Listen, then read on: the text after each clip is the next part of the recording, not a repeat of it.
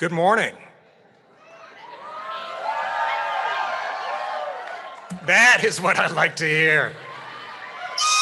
Let's hear that from everybody. This is supposed to be a celebration. Good morning.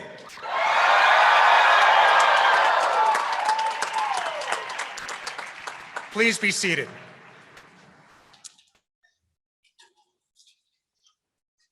My name is Brian Dwinell, and I'm the Associate Dean of Student Life, and I have the distinct pleasure and honor to welcome you to the commencement for the University of Colorado class of 2022.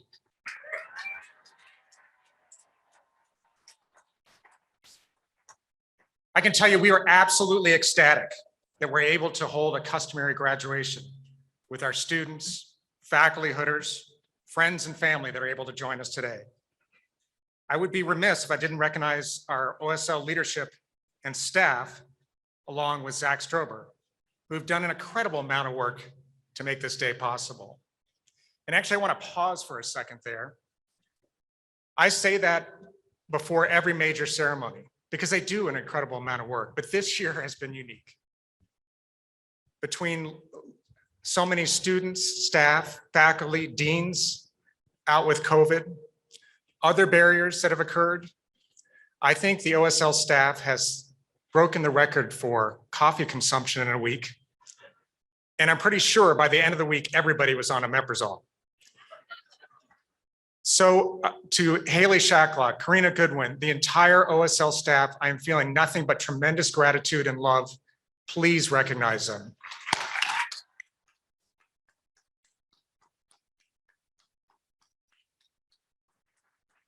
We would also like to welcome our students, their loved ones who are sharing on the live stream. As you can imagine, not everybody could be with us today. We just this morning alone had 4 or 5 folks that had to cancel out for COVID. We also welcome anyone that's watching virtually that supported the class of 2022 during this medical journey. And of course, for the family and friends that are here today, we're overwhelmed to see you and just so happy that we are able to have you here today. I would like to recognize the distinguished faculty who join us on the platform today. Deans John Riley, Shanta Zimmer, Jeff Druck, Deborah Seymour, Amira Delpino Jones, Jeff Suhu, John Repine, Dr. Linda Williams, Dr. Austin Butterfield, and our guest speaker, and you're in for a treat, Dr. Will Flannery.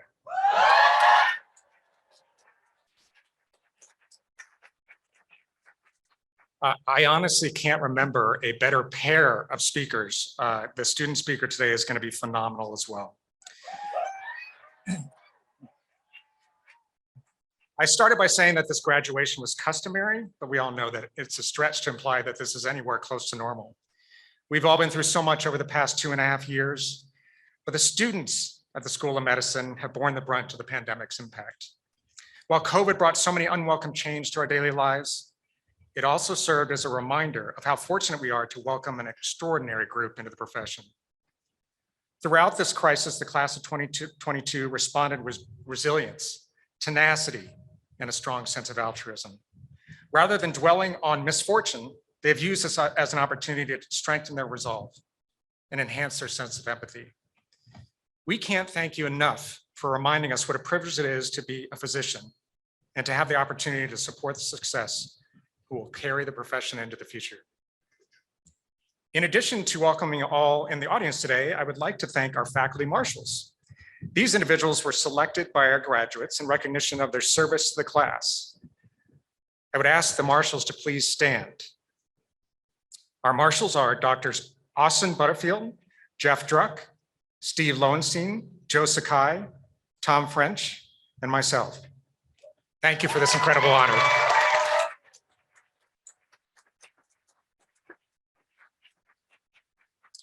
We would also like to take a moment to honor and thank those who served in our military, including our graduating students who have served in or matched in the military, along with faculty and guests who have served or are serving in the military.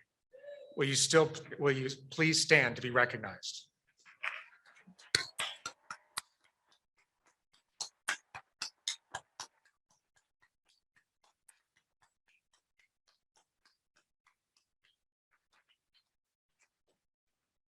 To the class of 2022, I know I speak for countless faculty and staff when I say we are grateful for the opportunity to support your professional and personal journeys. You have endured a tumultuous time in our history with unspeakable violence and staggering political, social, and global health unrest, yet you've always stood for what's right. You recognize that compassion for one another is a critical characteristic of our profession. You managed to maintain a strong sense of community despite the incredible barriers laid before you. I'm envious of your maturity and your sense of social justice at this point in your careers. On behalf of our faculty and staff, I would like to thank the family and friends of our students for allowing us to share in their lives. This is a special day, and we're so honored to share it with you. I would now like to introduce our class speaker. Troy Kincaid has been selected by the members of the class of 2022 to speak on their behalf at commencement today. Troy came to the School of Medicine as a magna cum laude graduate from Washington University in St. Louis with degrees in both chemistry and Spanish. While at the School of Medicine, he was elected to both the Gold Humanism Honor Society and Alpha Omega Alpha. He has received numerous awards during his time with us, including being recognized by his classmates for the Peer Professionalism Award. He is a fierce advocate for equity on our campus, but also nationally as one of our student representatives to the AAMC. While Troy's talents are clearly remarkable, even more impressive is his kind and humble nature. The deans and OSL had the opportunity to interview Troy early in his first year for a prestigious position, and we knew within 5 minutes we were encountering a truly extraordinary individual, and he has exceeded our very high expectations. We are so pleased that Troy will be staying on campus to complete his residency at the prestigious University of Colorado Med-Peds program. Please join me in not only welcoming Troy, but wishing him a happy birthday.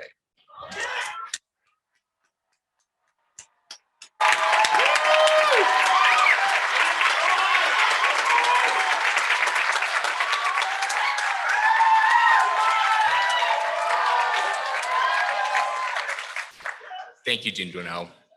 You know, last week he told our class how wordy I am will determine when you all get to leave for lunch. So it's a good thing I'm not hungry.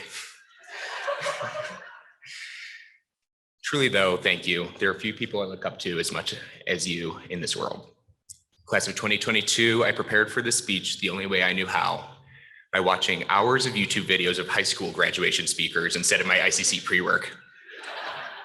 Those kids were calm, charismatic, and confident. I am none of those things right now. I'm just sweaty, just like in high school. In fact, I never was any of those things in med school, and you all knew this. Still, you made me come up here on my birthday. So thanks for that. Suffice to say, I'm really not sure what you all want from me up here. If I had to guess, I would think I'm expected to share the story of our class over the years so we could reminisce together. I wish I could do that. I wish I could riff on getting motion sickness from Dr. French's PowerPoint slides, reflect on how we were one of the last classes to enjoy J.J. Cohen's brilliance. And for one last time, Barry, #Quizgate 2018. But I think those conversations are better suited as fodder for dinner time conversation later today, because the truth is, I alone cannot do our story justice. We should be the ones to tell it, not just me. The only stories I can share with any ounce of authenticity are the ones I've collected and have shaped my own. So I'll do my best to talk about someone I had seen longitudinally. He was a 46-year-old male with hypertension, nicotine use disorder, and a history of end-stage kidney disease, status post-transplant. He taught me about humility and resilience. These are the themes I hope to share with you today. The first story I'll share takes place in the post-operative area. My longitudinal patient was going to awaken from his second kidney transplant. His first was donated from a family member when he was 26, and he had previously described the ensuing turnaround as amazing. Fully restored to who he saw himself as, he ditched his dialysis tubing for rubber to encircle his new road bike tires and train for an Ironman race. Now that the donated kidney had failed, he needed dialysis. This caused 4 years of missing work, his children's life events, and just feeling crappy. He expected another transplant would make him and his family whole again. Reality fell short. The kidney that was supposed to be transplanted had a cancerous mass, and the operation was canceled after he had been put under anesthesia. When he woke back to this cruel reality, I bore witness to how it culminated years of suffering. Through this, I learned about emotional humility. I could never understand what that felt like. Sure, I'd felt sad before, but never so gutted and betrayed by my circumstances. I'd felt hurt before, but never such unimaginable pain. Through acknowledging my emotional ceiling, I think may have come a truer empathy. Not one where I imagined myself in his shoes, but in empathy that appreciated I never could. Put another way, we can try to color our patients in, and we're still limited to the crayons that we have in our box. They may even lend us a crayon with bravery, and I think that's how what we do shapes who we are. Though I had not felt this patient's feelings before, I could use this new perspective in seeking to understand his behavior. One complex behavior was his substance use. Many of his ensuing encounters with the healthcare system centered around his worsening opiate use disorder, which he had found blunted his physical and emotional pain after wrist surgery earlier that year. The last time I had seen my longitudinal patient, he presented to the emergency department after fainting at work. The diagnostic workup was extensive, but it was limited to the bias of assuming his intellect given his charted addiction. What was missed as a result was that he was not his sharp self. A rapidly progressing hemorrhagic stroke was causing his brain to herniate or move down past the base of his skull, soon to cause coma and eventually death. His family had known him far better than any medical provider and probably would have been quicker to the severity of the diagnosis than any of us. Despite likely knowing this error, when she had arrived, his wife chose grace. In stark contrast to his frailty being plugged into machines, she remembered him as a strapping 6'4", gentle, goofy giant. His family chose to reminisce on his all-nighter minivan rides to Disney World, fueled by chewing tobacco, Sprite, and Led Zeppelin at a speaker popping volume. At peace, they made the decision to let him go. This is epistemic humility, or humility in knowing things. Like emotional humility, it also requires that we acknowledge our limitations, but maybe in a different sense. Epistemic humility illustrates the idea that while we will become experts in medical care, our patients and their families will remain experts in their own lives. Not only might the life-threatening diagnoses be caught earlier, but more importantly, patient care is made more personal and meaningful by empowering those around us. I think Dean Zimmer had described this idea of epistemic humility most eloquently when she told us early in med school that we should treat our patients in the context of their disease. Not in the context of their disease, but in the context of their lives. So let's fast forward 7 years from when this patient had passed. I was sitting in that building, lecture hall 1300. We were learning about kidney diseases, and a PowerPoint slide detailing Alport syndrome clicked next. The slide had the disease's common associations and even had a star in the corner, meaning it was a high yield diagnosis. It would likely be tested.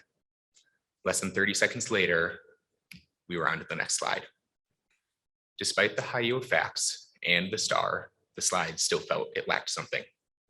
His life was not on there. These memories of my first longitudinal patient came flooding back, and my flimsy lower palpebral dams were quickly overwhelmed.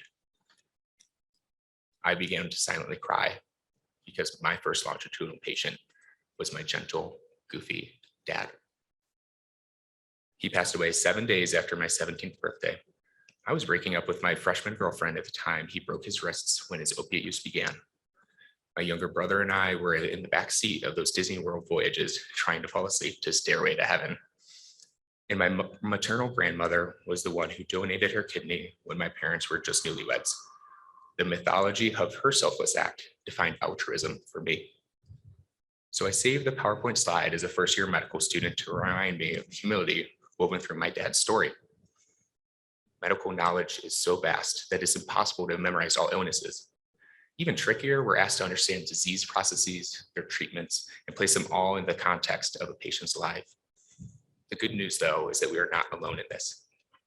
We do not have to decide for patients what is best. We must decide with them. Moreover, we have the ultimate privilege of entering people's lives at their most vulnerable. Sometimes it is waking up to their worst nightmare. Other times it is when a new mother shares she cannot afford formula to keep her children at a growth-sustaining weight. Yet often we choose not to be vulnerable ourselves.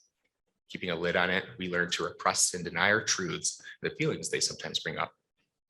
I worry about this twisting the lid tighter and tighter will eventually cause it to pop off under all the pressure we place upon ourselves. We chose this career path because it is hard, and sometimes we make it harder on ourselves. The way I think we make it easier, though, is letting the pressure out, whether it is a friend poking holes in our lid with, "Are you okay?" or just letting ourselves vent. Sharing who we are with the people we care about helps. And I think through vulnerability comes authenticity. That special, genuine care for others that called us all to this profession shines through most when we bring our whole selves, when we dive in with our full heads, hearts, and souls, as Dr. Lowenstein would say. After diving deeply, we realize a truth that Butterfield had taught us. The story is not the event. We choose the meaning of an experience, and sometimes I wonder how. You know, Dr. French would say, "It depends." And as usual, he's probably right. I think that part of the answer is who we surround ourselves with. We have felt stress and trauma as a class, collectively and individually, separately, and unfortunately differently, based not only on how we identify, but also as who others see us to be too. The study of resilience, though, points to a buffer between trauma and stress. That buffer is each other. Social connections foster resilience, and this means that the people around us shape how we view the world. Put another way, your power is woven into your story, not in what is written, rather how you choose to read it and who you read it with. Okay, don't worry, Dean Dwinell and hungry people everywhere. I'm almost done. If we are humble in our knowledge and in our feelings, we can seek to understand those around us with genuine curiosity. In our profession, humility is power. If we are vulnerable with our stories, we can be more authentic and foster connection. In our lives, vulnerability is strength, and it begets resilience. I don't know what the high schoolers would think of this speech. I tried to use hashtags. I'm pretty sure my voice cracked and managed to get even sweatier. Trust me. Stealing a page out of their book, though, I will close with gratitude. To our amazing faculty. On our first day of medical school, Dean Zender had told us that we all belonged. You made good on her word. You welcomed us into this profession and showed us what it actually means to be a doctor, even when it was so hard. Thank you for inspiring us. To the parents, partners, friends, and other supports in the audience, I've been lucky to get to know your loved one over the past 4 years. I speak genuinely when I say I can see their specialness and that the immense pride that you feel in us should be shined in a mirror right back at you. All of our success is a product of your hard work, love, and support. Thank you.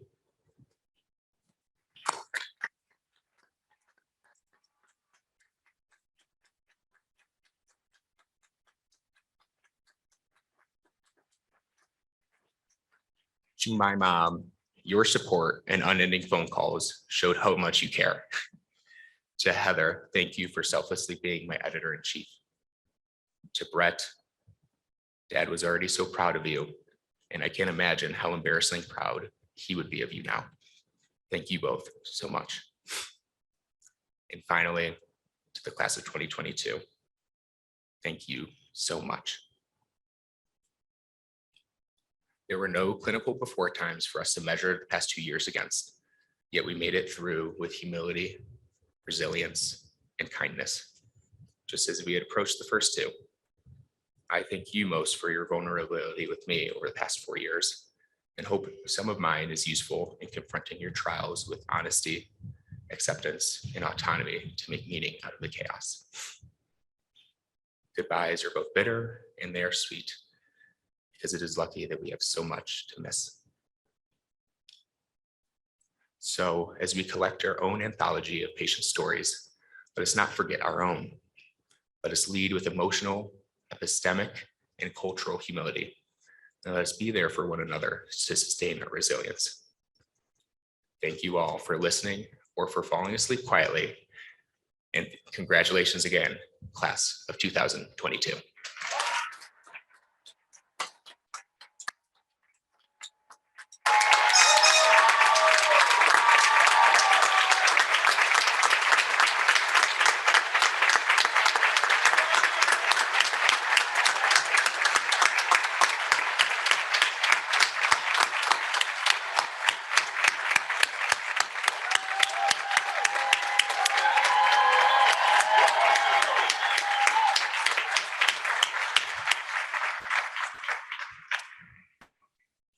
Wow, that was pretty incredible, Troy. I think this is going to be a birthday to remember.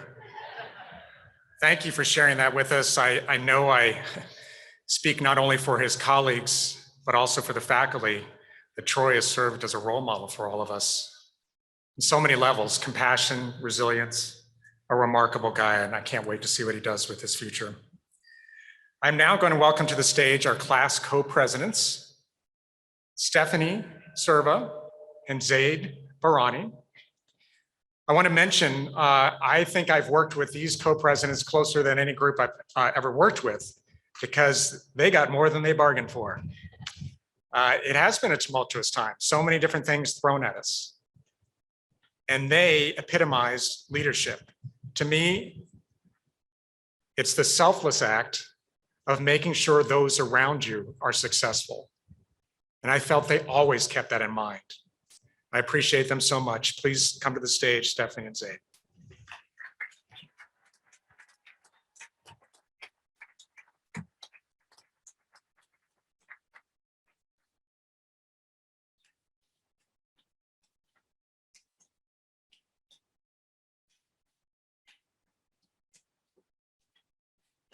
Thank you, Dean Dwinell, and thank you, Troy. That was truly inspiring, and also happy birthday.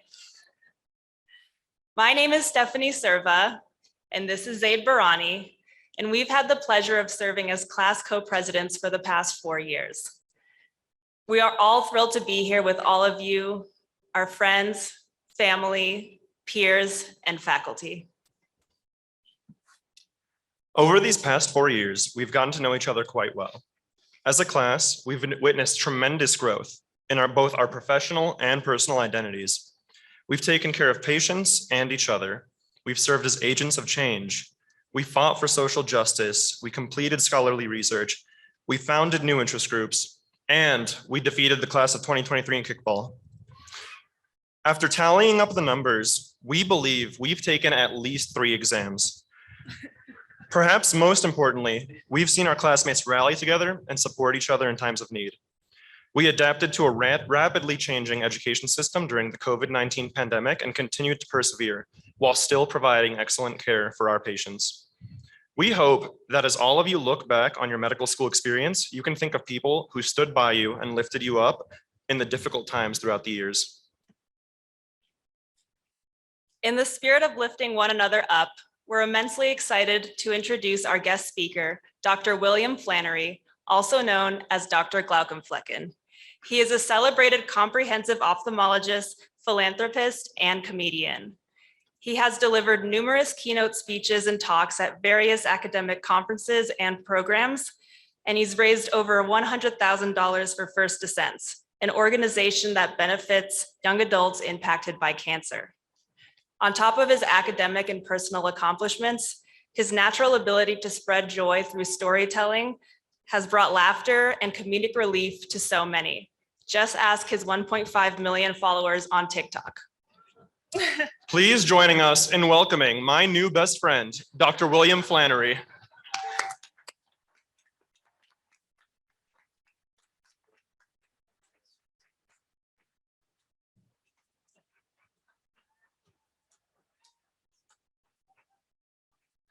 I see the bike helmets. Awesome. This is great. Look what we have here. We got the faculty and the administrators up here, cool, calm, comfortable underneath the shade. We got the graduates and the elements. Perfect metaphor for residency. Great. Thank you to the faculty, the graduates, family and friends, and of course, my loyal scribe, Jonathan, for writing this speech. People asked if I'd be dressing up as one of my characters today. I tried. My bicycle helmet would not fit beneath this hat. But what I can do is give you the one gift nobody else can give you. That's right, a congratulatory Jonathan head nod. You ready?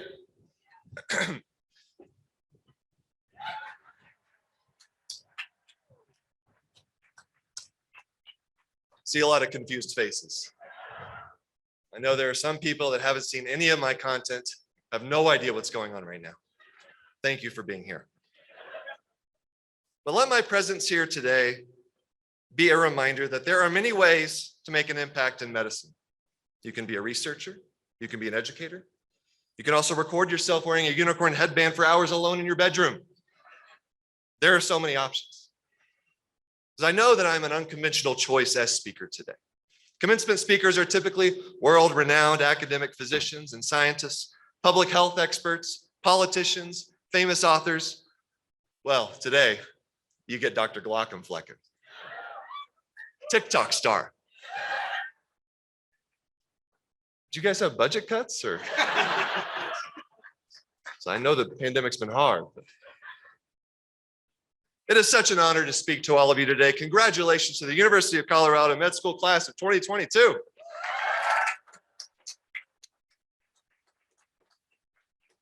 This is a day for celebration. However, graduates, we need to talk. I took a look at your match list and I found something very concerning.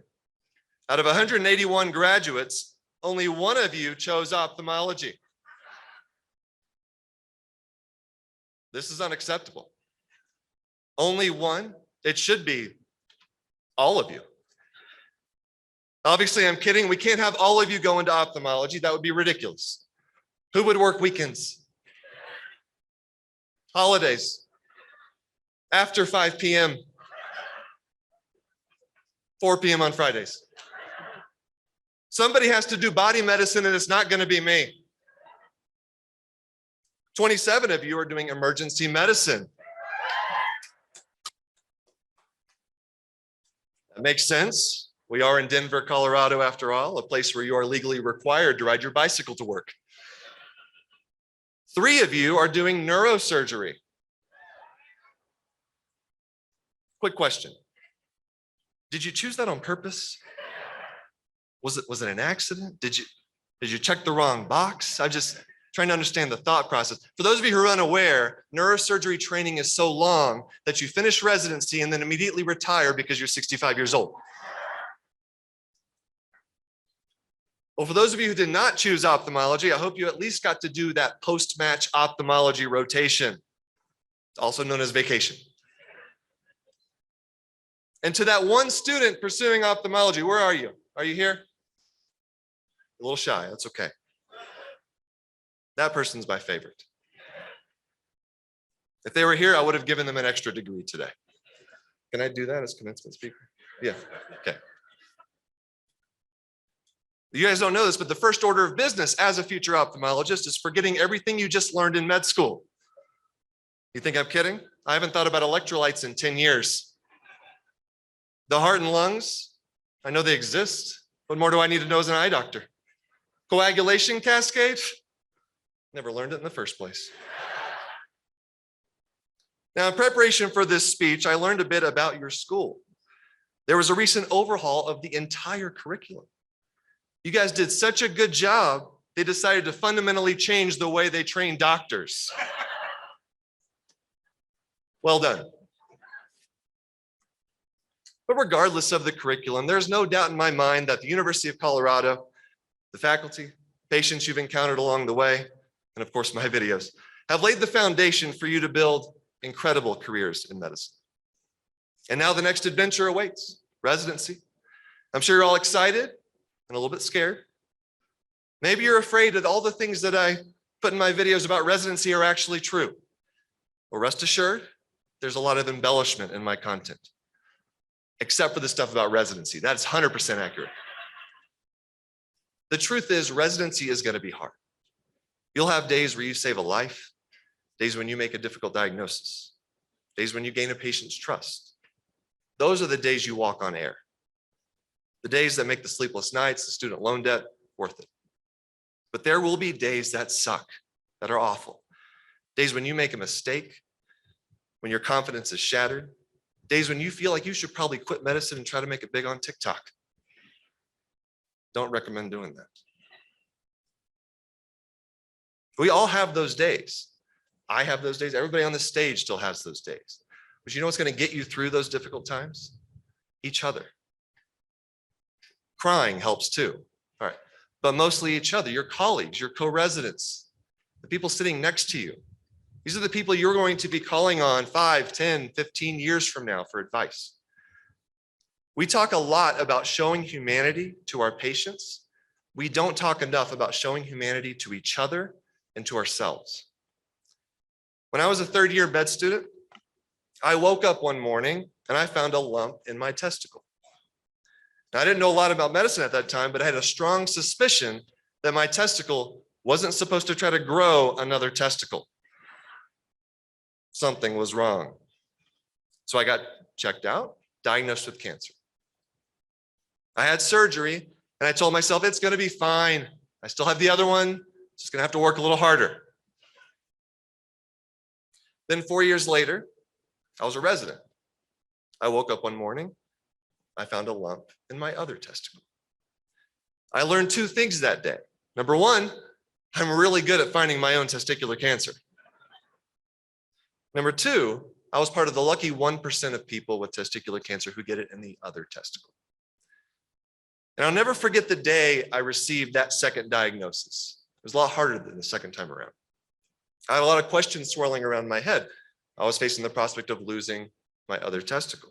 Were we done having kids? We had 2 kids at that point. Do I need to bank sperm? How much is that going to cost? What about hormone replacement therapy? How about finishing residency? Do I need to postpone that? Got a lot of student loans I had to pay back. I was thinking about all of these things, and I was on call at the time. And as I walked out of radiology, having just received the news that I had cancer again, I get a page. A patient with a traumatic eye injury who needed emergency surgery. And I just broke down. I lost it. I started crying. It was too much for me to handle. Unfortunately, one of the ophthalmology fellows, a dear friend of mine, was nearby. I told him what happened.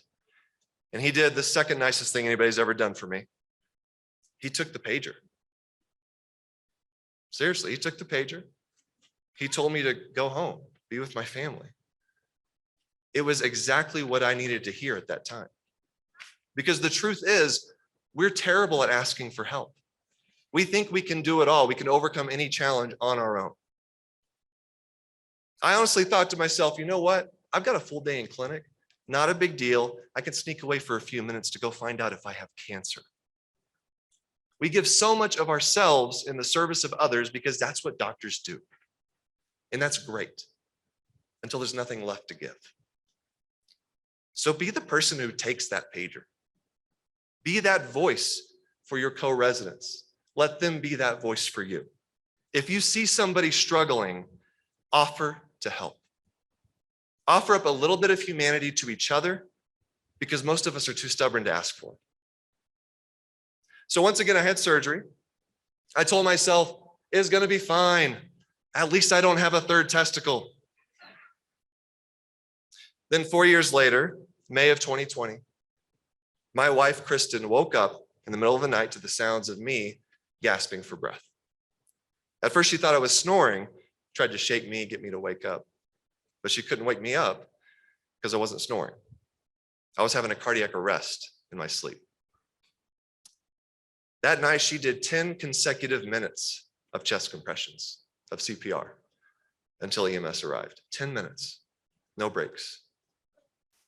I told you earlier about the second nicest thing anybody's ever done for me. And here's the deal, when your wife saves your life, you don't want any arguments anymore.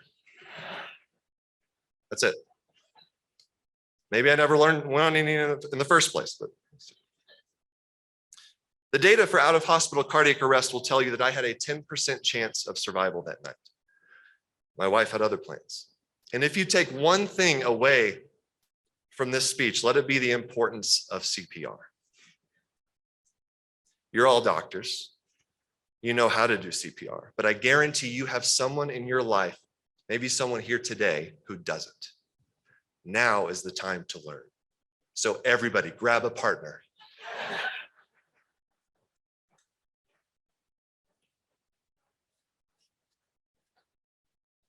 Obviously, this story has a happy ending.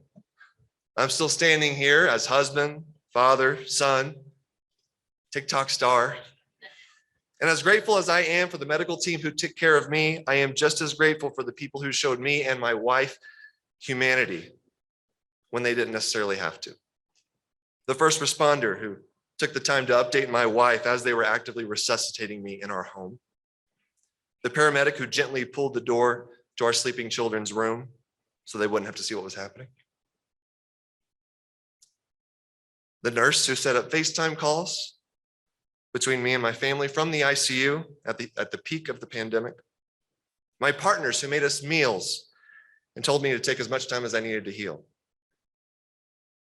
And the hundreds of thousands of people on social media who reached out, sent letters, messages, even raised over $50,000 for first ascents in my honor while I was fighting for my life in the hospital. This is how we combat burnout in medicine. We show each other humanity in times of need, during an illness, a family crisis, a pandemic, or during a 24-hour call shift. We create a culture of service, not just to our patients, but to each other. We lift each other up. And you're all going to be instrumental in building that culture. And my final advice to the new doctors here, laugh. Laugh, tell jokes. Have a sense of humor. Medicine is serious business, but it's also outrageously funny. Anesthesiologists constantly taking breaks. Internal medicine and their endless rounding. Ophthalmologists and their loyal scribes. Ortho, just being ortho. So go out there, lift each other up, lift medicine up with humor, with compassion, with humanity. Congratulations to the class of 2022. Thank you.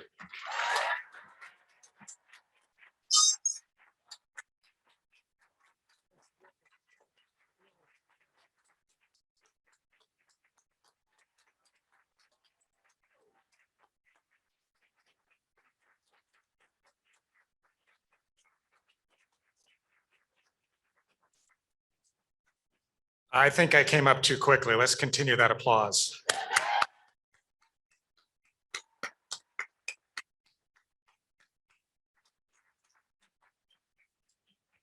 That was pretty spectacular. I think you'll agree with me. We were all looking forward to not only his speech, we had a wonderful dinner with him last night, and you can see that Dr. Flannery has a remarkable combination of humility, humanity, compassion, and humor. I think we could all use more of that. So thank you so much. Before I introduce our next speaker, I wanted to recognize some faculty who were selected by our students for the most prestigious teaching awards. They were honored at the main graduation ceremony, but we would like to recognize them here as well. Unfortunately, one is going to have to stand up at home as he is unfortunately been diagnosed with COVID. I'd like to recognize Maurice Scott for the Chancellor's Teaching Award.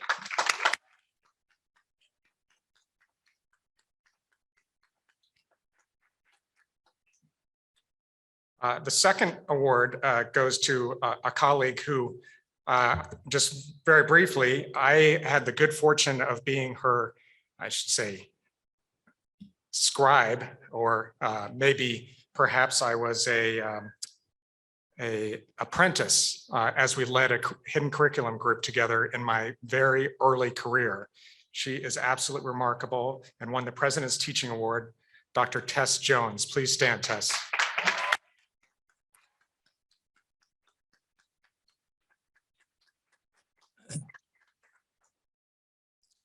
I now have the pleasure of introducing our next speaker, our Dean, Dr. John J. Riley.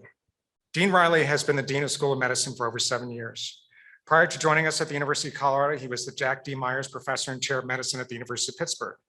Before arriving at Pittsburgh, he spent several years in leadership roles in pulmonary and critical care medicine at Brigham and Women's Hospital. He has 150 publications, just a few more than I do. Yeah, logarithmic more. Nearly 300 invited presentations. We honestly could not imagine a more effective leader during such challenging times. He combines a unique combination of grit, compassion, and empathy while still maintaining a wonderful sense of humor, despite frequently being placed in the eye of a storm. One of my favorite events each month is when I'm able to join Dean Riley and Dean Zimmer for lunches with our students. And it shows you how accessible Dean Riley is to our students. I learn something new about him every time. I know I speak for all the faculty and students when I say we can't thank you enough for your support. Please welcome Dean Riley.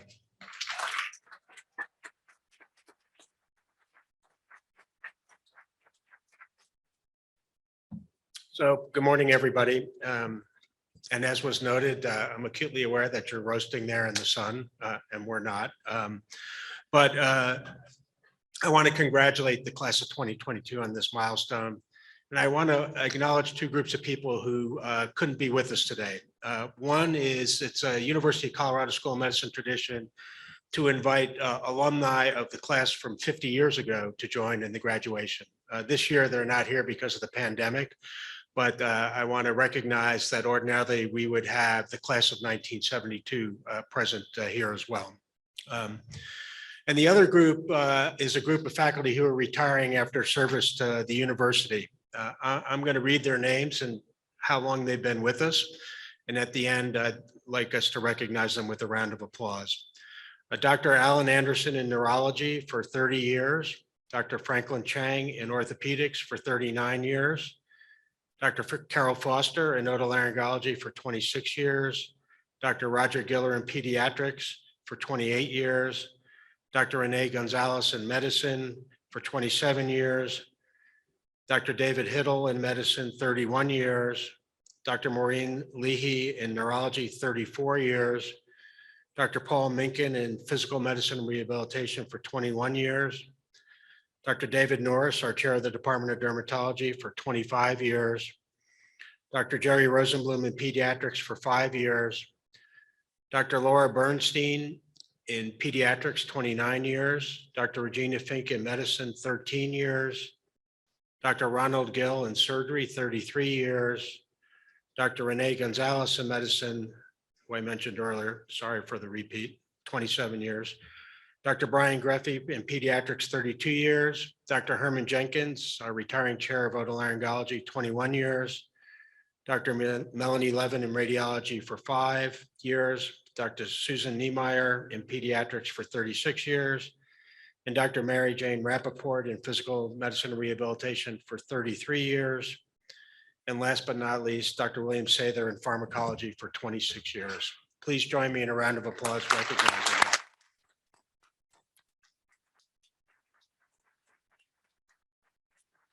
So traditionally, this is the time where I'm supposed to give my remarks. And much as we've revised the curriculum, after hearing the last two speakers, I've decided that next year I'm going to go first. But I want to welcome the graduating students, parents, family members, friends, members of our faculty, and those of you watching on live stream to the 2022 commencement. It is a true pleasure and privilege to be able to hold this in person after what we've been through in the past 2 years. I want to congratulate our new doctors on this milestone in their careers. Welcome you to the profession.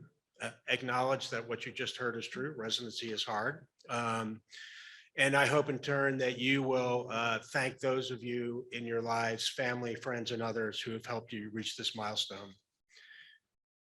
So I have to confess, when I got here in 2015 as the newly installed dean, about 6 weeks later, I had to go to medical school graduation and give a talk much like this.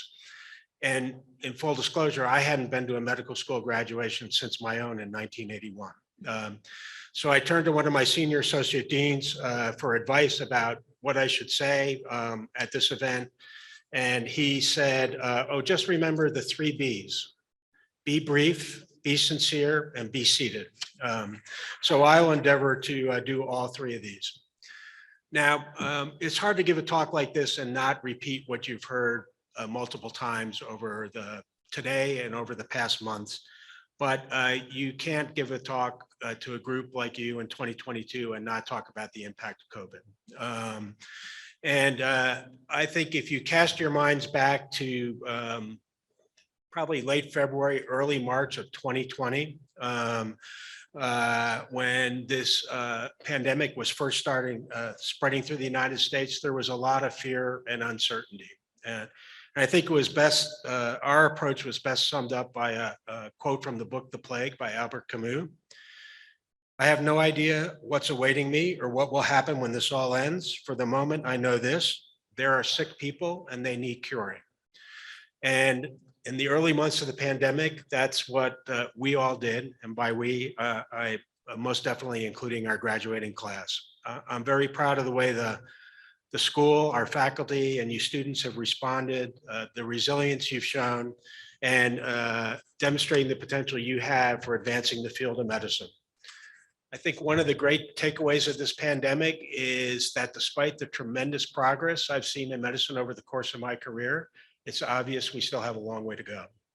And will we be passing the baton to you for that?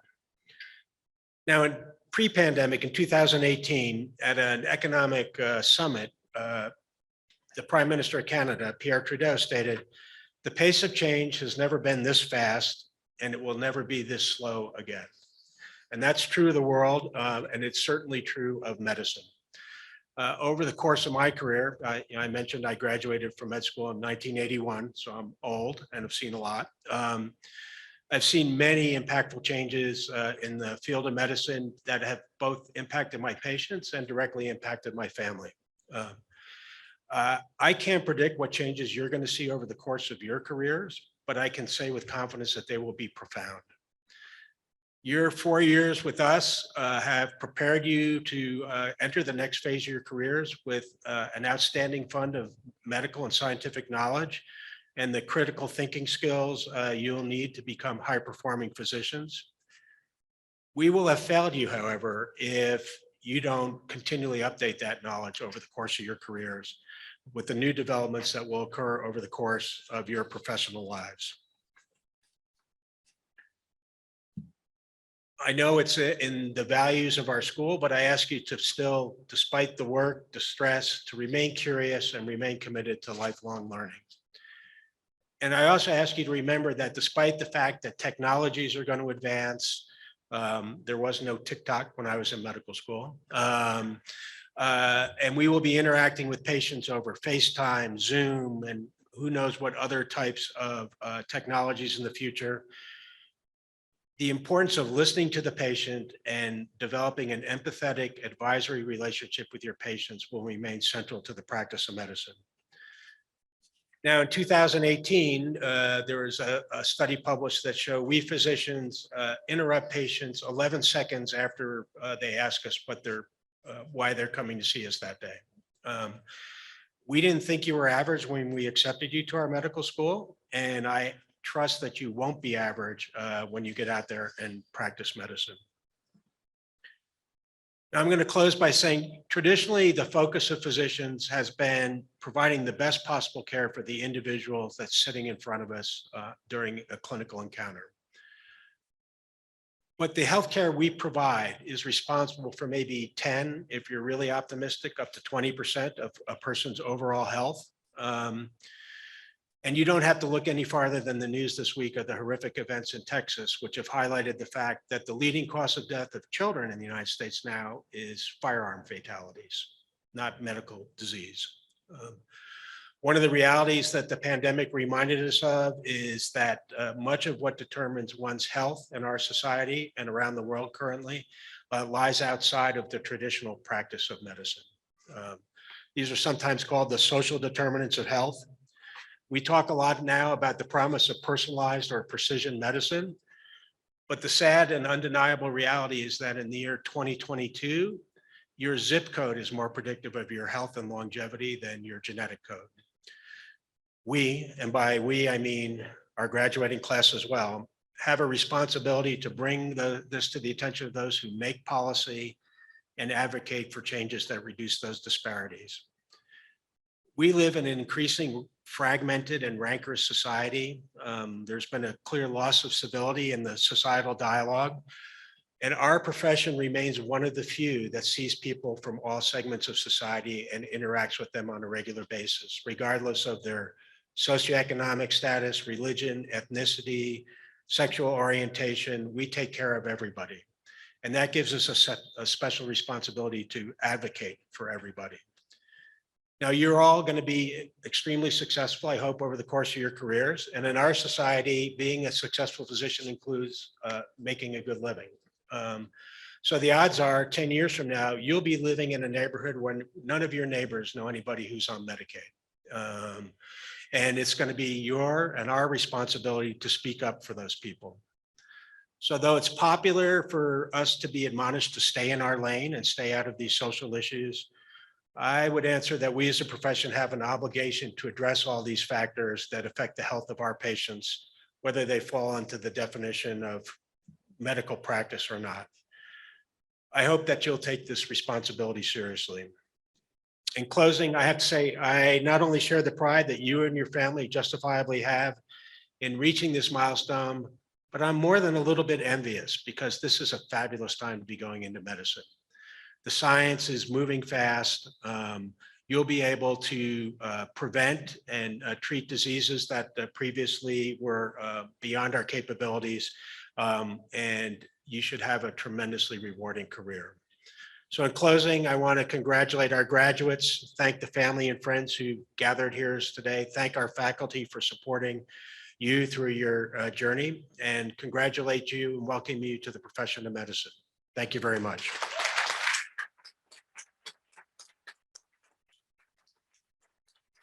So now I'd like to invite our two Assistant Deans of Student Affairs, Dr. Jeffrey Druck and Dr. Amara Del Pino Jones, to the podium to actually do what you're here for, award your degrees.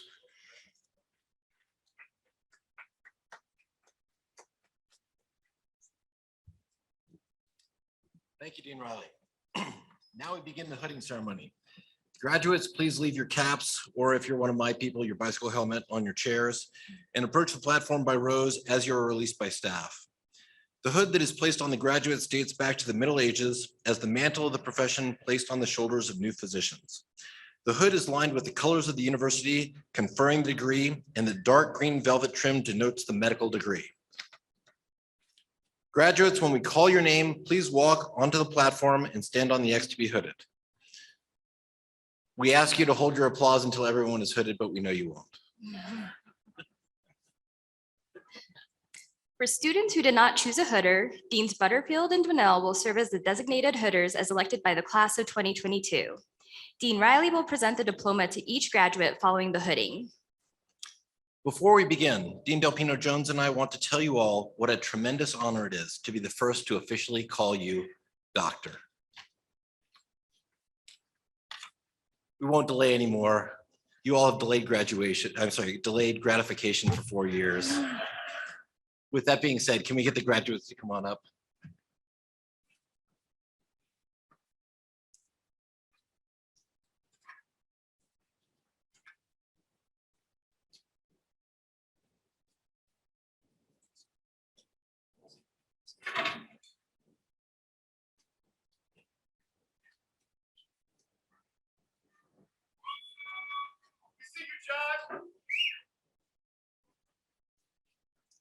Allison Abley has a BS from UCLA. She's being hooded by her mentor, Dr. Michael Overbeck. Dr. Abley will do her residency in emergency medicine at LA County, the University of Southern California in Los Angeles.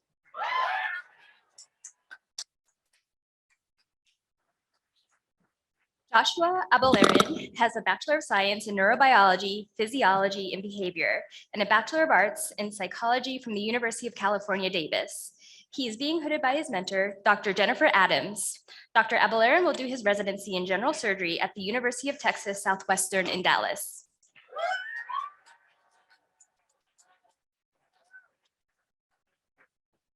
Oluwatosin Adebiyi has an MPH from the University of California, Berkeley. She is being hooded by her mentor, Dr. Regina Richards. Dr. Adebiyi will do her residency in psychiatry at the University of California, San Francisco.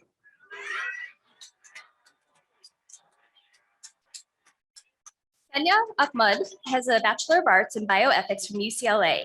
She is being hooded by her mentor, Dr. Elizabeth Brightrock. Dr. Ahmad will do her residency in internal medicine at Wayne State in Detroit.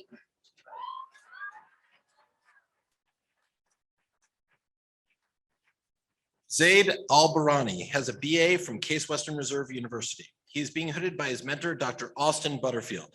Dr. Barani will do his residency in psychiatry at the University of Colorado in Aurora.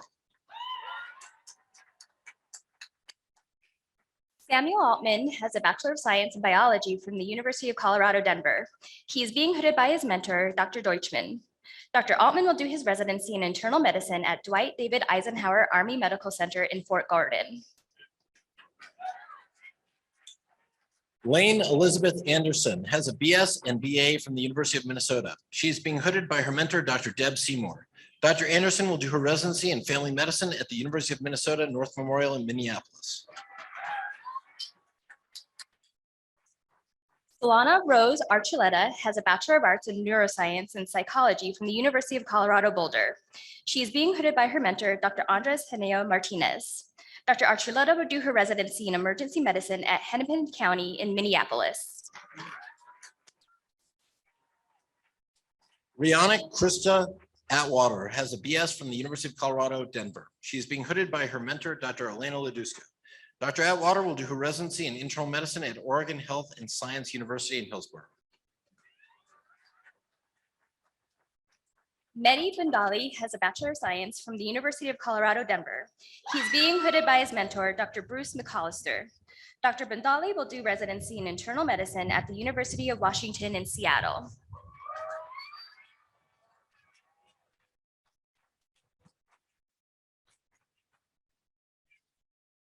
Matthew Becker has a PhD from the University of Colorado. He is being hooded by his mentor, Dr. Abigail Person. Dr. Becker will do his residency in psychiatry with a research focus at the University of Washington in Seattle. Catherine Bellinger has a Bachelor of Science in Neuroscience from Davidson College. She is being hooded by her mentor, Dr. Brian Dwinell. Dr. Bellinger will do her residency in neurological surgery at Wake Forest Baptist Medical Center in Winston-Salem. John Michael Benson has a BS in biomedical science from Colorado State University. His mentor, Dr. Maurice Scott, is unable to attend today, and so instead he will be hooded by Dr. Austin Butterfield. Dr. Benson will do his residency in internal medicine at Grand Strand Regional Medical Center in Myrtle Beach. Devin Bowe has a Bachelor of Arts from Northwestern University and a PhD in immunology from the University of Colorado. He is being hooded by the School of Medicine faculty designee. Dr. Bowe will do his residency in internal medicine and pediatrics at Georgetown University in Washington, D.C. Jenna Bonfilio has a BS in biology from the University of Wisconsin-Madison. She's being hooded by her mentor, Dr. Caitlin Adkins. Dr. Bonfilio will do her residency in obstetrics gynecology at the University of Colorado in Aurora.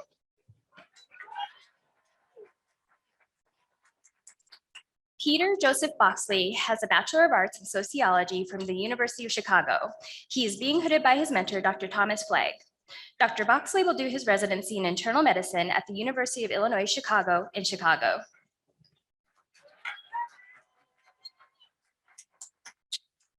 William Brandon has a BA in biochemistry from the University of Colorado, Colorado Springs. He is being hooded by his mentor, Dr. Julie Knockel. Dr. Brandon will do his residency in internal medicine at the University of Texas Southwestern Medical School in Dallas. Sanjana Bukapatnam has a Bachelor of Science in Biology from the University of Colorado, Denver. She is being hooded by her mentor, Dr. Sana Karam. Dr. Bukapatnam will do her residency in internal medicine at the University of Texas in Tyler.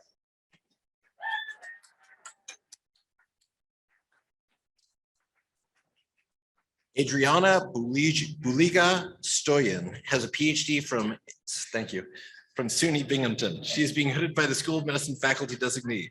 Dr. Buliga Stoyan will do her residency in emergency medicine at Medical College of Wisconsin in Milwaukee. Colt Bertard has an MBA from the University of Colorado, Denver. He's being hooded by the School of Medicine faculty designee. Dr. Bertard will do his residency in diagnostic radiology at the University of Vermont Medical Center in Burlington. Ryan Thomas Calkins has a BS in biology from the University of Denver. He is being hooded by his mentor, Dr. Frank Scott. Dr. Calkins will do his transitional year at Madigan Army Medical Center in Tacoma. Isabel Claire Chatrue has a Bachelor of Arts in Biochemistry from Lewis and Clark College. She is being hooded by her mentor, Dr. Jennifer Adams. Dr. Chatrue will do her residency in emergency medicine at Denver Health. Conan Chen has a BS in biomedical engineering from Johns Hopkins University. He is being hooded by his mentor, Dr. Miguel Flores Belver. Dr. Chen will do his residency in internal medicine at Rutgers Robert Wood Johnson Medical School in New Brunswick. Susie Choi has a Master's of Science in Oncological Sciences from the University of Utah. She is being hooded by her mentor, Dr. Brian Dwinell. Dr. Choi will do her residency in surgery preliminary at the University of Colorado in Denver. Elijah Christensen has a PhD from the University of Colorado. He is being hooded by his mentor, Dr. Nathan Clendenin. Dr. Christensen will do his residency in anesthesia at the University of Colorado in Denver. Ellen Clark has a Bachelor of Arts in Biology from Rollins College. She is being hooded by her mentor, Dr. Drew Bolton. Dr. Clark will do her residency in internal medicine at Oregon Health and Science University in Portland. William Cohen has a BA in biology from Binghamton University. He is being hooded by his mentor, Dr. Nathaniel Brown. Dr. Cohen will do a preliminary year in internal medicine, followed by residency in anesthesia at the University of Colorado in Denver.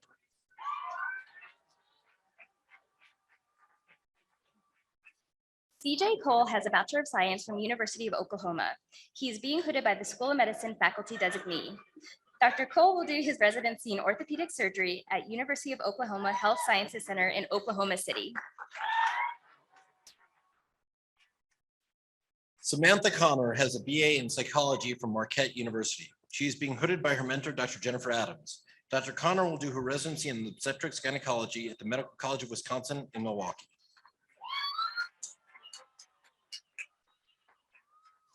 Stephanie Kung has a Bachelor of Science in Biology from the University of Colorado, Denver. She is being hooded by her mentor, Dr. Stephen Lowenstein. Dr. Kung will do her residency in emergency medicine and internal medicine at SUNY Downstate in Brooklyn. Christian Curran is unable to attend today. Dr. Curran has a BA in English Literature from Wheaton College in Illinois. He will be completing an integrated program year at Hennepin County Medical Center, followed by a residency in ophthalmology at the University of Minnesota in Minneapolis. Ariel Kiyomi Dawood has a Bachelor of Arts from Harvard College. She is being hooded by her mentor, Dr. Henry Colangelo. Dr. Dawood will do her residency in psychiatry and family medicine at the University of Cincinnati and the Christ Hospital in Cincinnati. Amelia Hanairo Davis has an MPH from the Colorado School of Public Health and a BS and BA from the University of Denver. She is being hooded by her mother, Dr. Amy Davis. Dr. Davis will do her residency in internal medicine primary care track at the University of Washington in Seattle.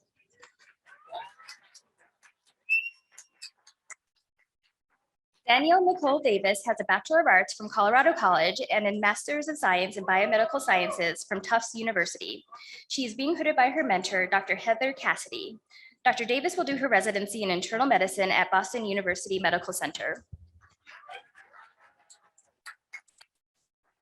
Taylor Davis has a BS in foreign language from the University of Denver. She is being hooded by her mentor, Dr. Yihan Lin.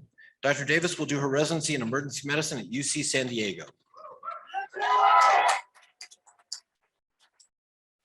Brittany Denzer has a Bachelor of Arts in Biology from Colorado College. She is being hooded by her mentor, Janet Meredith. Dr. Denzer will do her residency in internal medicine primary care track at the University of Colorado in Aurora.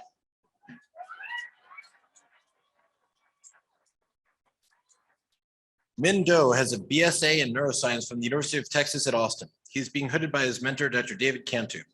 Dr. Do will do his residency in internal medicine at the University of Colorado in Aurora. Catherine D. Drexelius has a Bachelor of Science from Gonzaga University. She is being hooded by her mentor, Dr. Frank Scott. Dr. Drexelius will do her residency in orthopedic surgery at Carolinas Medical Center in Charlotte.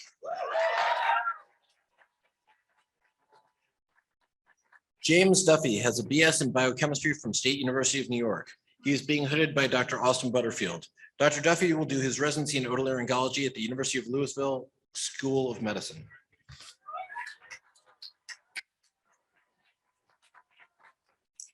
Acacia Duran has an MBA from University of Colorado, Denver, CU Denver Business School. She is being hooded by her mentor, Dr. Denise Colos. Dr. Duran will do her residency in emergency medicine at Cooper Medical School of Rowan University in Camden, New Jersey.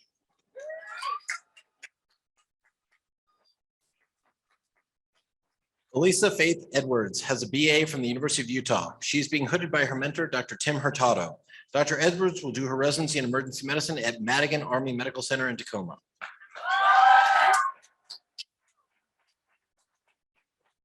Jasleen Erickson has a Bachelor of Science from Washington State University. She is being hooded by her mentor, Dr. Susan Wang. Dr. Erickson will do her residency in pediatrics at Baylor College of Medicine in Houston.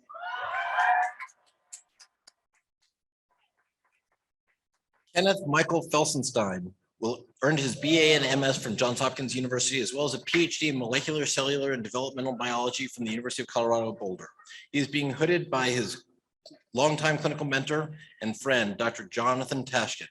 Dr. Felsenstein will pursue his residency training in emergency medicine at Strong Memorial Hospital in Rochester, New York. Isabel Fernandez has a Bachelor of Science from Emory University and a PhD in immunology from the University of Colorado. She is being hooded by her mentor and close friend, Dr. Elena Tsai. Dr. Fernandez will do her residency in pediatrics research track at Stanford Healthcare in Palo Alto.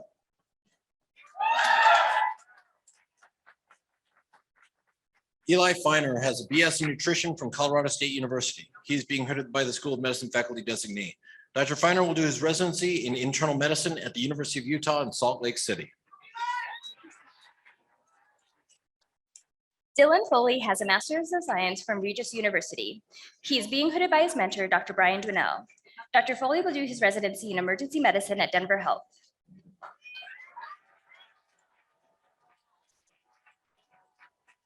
Joseph Four has a BS in medicinal biochemistry from Arizona State University. He is being hooded by the School of Medicine faculty designee. Dr. Four will do his residency in emergency medicine at Sinai Grace in Detroit. Clayton Foster has a Bachelor of Science from Arizona State University. He is being hooded by his mentor, Dr. Frank Scott. Clayton will do his residency in orthopedic surgery at Michigan State University in Grand Rapids. Robert Foster has a BA in psychology from the University of Colorado Boulder. He is being hooded by the School of Medicine faculty designee. Dr. Foster will do his residency in internal medicine at Emory University in Atlanta. Megan Foy has a Bachelor of Science from the University of California, Santa Barbara. She is being hooded by her mentor, Dr. Kristen Nordenholtz. Dr. Foy will do her residency in emergency medicine at Henry Ford Hospital in Detroit. Joellen Frasia has a BA from the University of Colorado Boulder. She is being hooded by her mentor, Dr. Diane Christopher. Dr. Frasia will do her residency in obstetrics gynecology at Detroit Medical Center. Vincent Fu has a Bachelor's of Science in Biology from the University of Utah. He is being hooded by his mentor, Dr. Matthew Zuckerman. Dr. Fu will do his residency in emergency medicine at Loyola University in Chicago.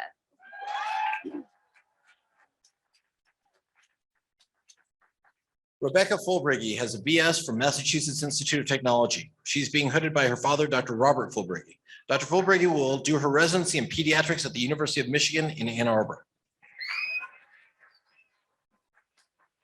Jacob Gabe has a Bachelor's of Science in Chemical Engineering from Colorado State University.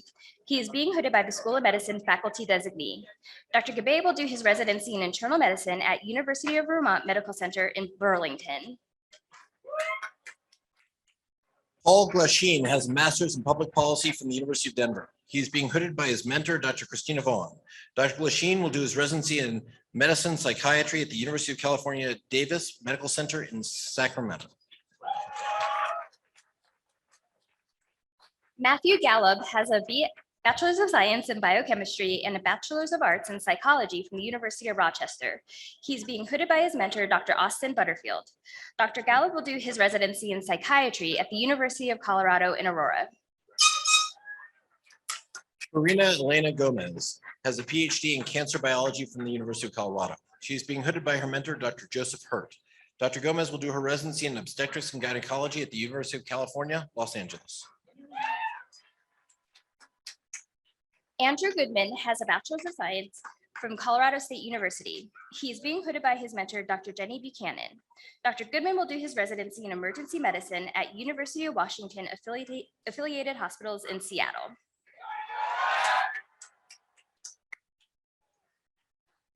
Chris Greenlee has a BA in biology from Colby College. He is being hooded by the School of Medicine faculty designee. Dr. Greenlee will do his residency in emergency medicine at the Oregon Health and Science University in Portland. Ignacies Miguelina Gutierrez Beasley has a Bachelor's of Science from University of Iowa. She is being hooded by her mentor, Dr. Kimberly Benaj. Dr. Gutierrez Beasley will do her residency in family medicine at Family Health Centers of San Diego.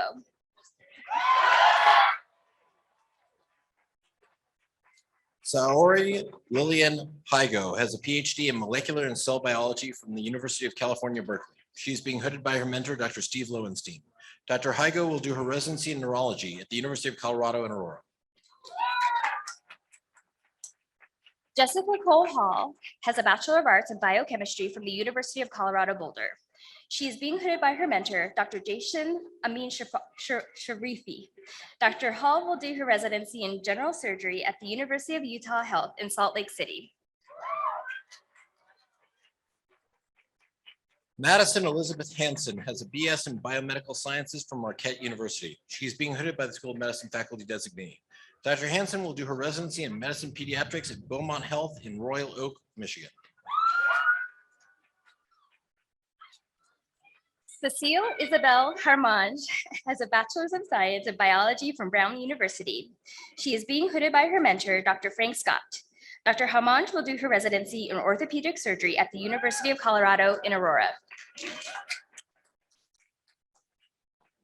Madison Harrison has a BS in sports medicine from Colorado State University. She is being hooded by her mentor, Dr. Bradley Stern. Dr. Harrison will do her residency in general surgery at Virginia Mason Medical Center in Seattle. Haley Hawkins has a Bachelor's of Science in Molecular Biology from Azusa Pacific University. She is being hooded by her mentor, Dr. Christopher Liu. Dr. Hawkins will do her residency in internal medicine pediatrics at Vanderbilt University Medical Center in Nashville. Lauren Heery has a BS in biology, chemistry, English, and classics from Loyola University, Maryland. She's being hooded by her mentor, Dr. Ty Loxbizer. Dr. Heery will do her residency in internal medicine at NYU Grossman School of Medicine in New York City. Tessa Hennessy has a Bachelor's of Arts in Neuroscience and a Bachelor of Arts in Speech, Language, and Hearing Sciences from University of Colorado Boulder. She is being hooded by her mentor, Matthew Clary. Dr. Hennessy will do her residency in otolaryngology at the University of Colorado in Aurora.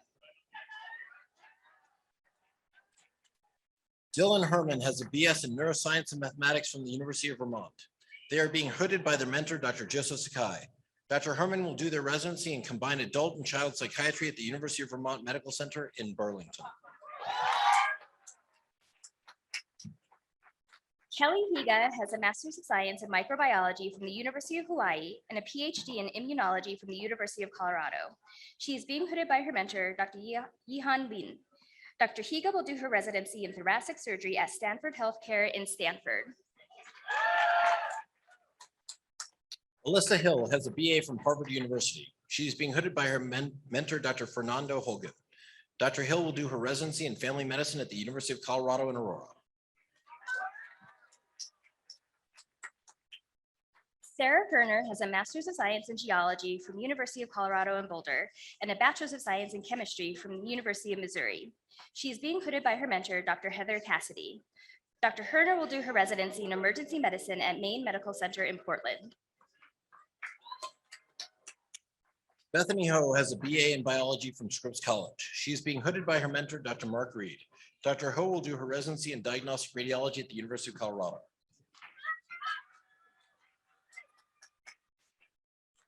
Pauline Husapian Mayer has a Bachelor's of Science in Mathematics Applied Science from UCLA and a Master's of Science in Global Medicine from the University of Southern California.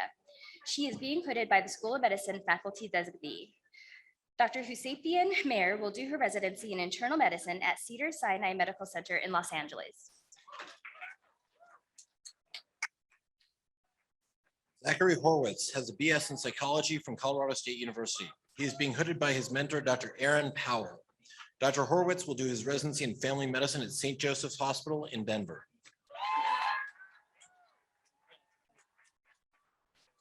Alexis Hunter has a Bachelor's of Science in Biomedical Science from Colorado State University. She is being hooded by the School of Medicine faculty designee. Dr. Hunter will do her residency in psychiatry, family medicine at University of Iowa Hospital and Clinics in Iowa City. Haidar Yusuf Ibrahim has a BS from CU Denver. He is being hooded by his mentor, Dr. Jennifer Adams. Dr. Ibrahim will do his residency in emergency medicine at Harbor UCLA Medical Center in Torrance. Amir Jaberzadeh has a Bachelor's of Science in Biological Sciences from University of California, Irvine. He is being hooded by the School of Medicine faculty designee. Dr. Jaberzadeh will do his residency in internal medicine at Kaiser Permanente in San Francisco. Ronki Jenny has a BA from Colorado College. He is being hooded by his mentor, Dr. Jeffrey Suhu. Dr. Jenny will do his residency in family medicine at Poudre Valley Hospital in Fort Collins. Melissa Johnson has a Bachelor's of Science in Biology from Georgia Institute of Technology. She is being hooded by her mentor, Dr. Jennifer Stitchman. Dr. Johnson will do her residency in internal medicine pediatrics at University of Michigan in Ann Arbor. Caitlin Michelle Johnson Wagerson has a BS and BA from the University of North Dakota. She's being hooded by her mentor, Dr. Suzanne Stam. Dr. Johnson Wagerson will do her residency in pediatrics at Penn State Medical Center in Hershey. Maddie Elizabeth Kearns has a Bachelor's of Science from University of Colorado, Denver. She is being hooded by her mentor, Dr. Jessica Cataldi. Dr. Kearns will do her residency in pediatrics at the University of Texas Southwestern in Dallas. Clara Marie Kerwin has a BA from Princeton University. She is being hooded by the School of Medicine faculty designee. Dr. Kerwin will do her residency in preliminary surgery at the University of California, San Francisco, East Bay in Oakland. William Kim has a Master's of Arts from the University of Southern California and a Bachelor's of Science in Biology from University of California, San Diego. He is being hooded by his mentor, Dr. Audrey Blakely Smith. Dr. Kim will do his residency in dermatology at the University of Colorado in Aurora. Troy Kincaid has a BA in chemistry and Spanish from Washington University in St. Louis. He is being hooded by his mentor, Dr. Christine Haynes.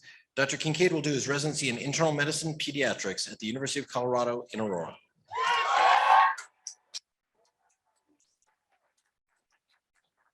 Spencer Kaniram has a Bachelor of Arts in Foreign Language from University of Colorado Boulder.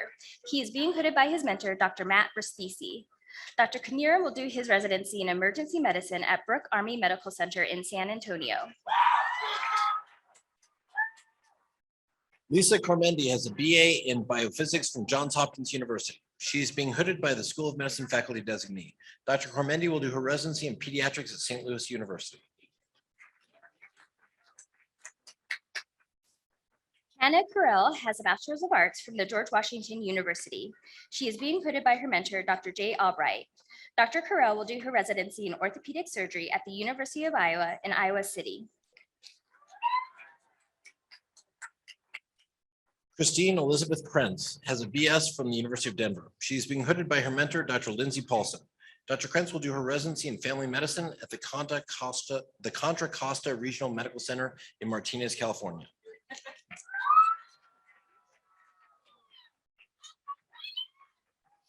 Randy Krieg has a Bachelor's of Science from the University of Tulsa. She is being hooded by her mentor, Dr. Michelle Wolcott. Dr. Krieg will do her residency in orthopedic surgery at the University of Colorado in Aurora. Vishal Krishnan has a BA from Washington University in St. Louis. He is being hooded by his mentor, Dr. Austin Butterfield. Dr. Krishnan will do his residency in general surgery at the WellSpan Health York Hospital in York, Pennsylvania. Stephen Latta has a Bachelor's of Science from UC San Diego. He is being hooded by his mentor, Dr. Sarah Perman. Dr. Latta will do his residency in emergency medicine at the UHS Southern California Medical Education Consortium in Temecula, California. Natalie Lays has a BS in psychology from Santa Clara University. She's being hooded by her mentor, Dr. Leanna May Mosier.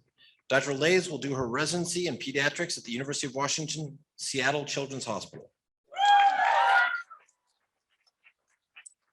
Jacob Leary has a Bachelor's of Science in Psychology and a Bachelor of Arts in Political Science from the University of Pittsburgh. He is being hooded by his mentor, Dr. Felipe Hernandez. Dr. Leary will do his residency in internal medicine at the University of Washington in Seattle. Abigail Leibowitz has a MPH from Harvard T.H. Chan School of Public Health. She's being hooded by her mentor, Dr. Ty Lochspizer. Dr. Leibowitz will do her residency in emergency medicine at Denver Health Medical Center. Cecilia Blair Lewandowski has a PhD in biochemistry from University of Colorado Boulder. She is being hooded by her mentor, Dr. Nicholas Foreman. Dr. Lewandowski will be starting in a physician scientist training program and will do her residency in internal medicine and her fellowship in hematology oncology at University of North Carolina Hospitals in Chapel Hill. Alex Lindsay has a BS in biology from Arizona State University. His mentor, Dr. Maurice Scott, is unable to attend today, and so he will be being hooded by Dr. Brian Dwinell. Dr. Lindsay will do his residency in anesthesiology at the University of Colorado in Aurora. Win Liu has a Bachelor's of Science in Neuroscience from University of Minnesota. He is being hooded by his mentor, Dr. Yihan Lin. Dr. Liu will do his residency in pediatrics at Boston Children's Hospital. Colton Lynn has a BA in biology from the University of North Texas. He is being hooded by his mentor, Dr. Austin Butterfield. Dr. Lynn will do his residency in general surgery at Samaritan Health in Corvallis, Oregon.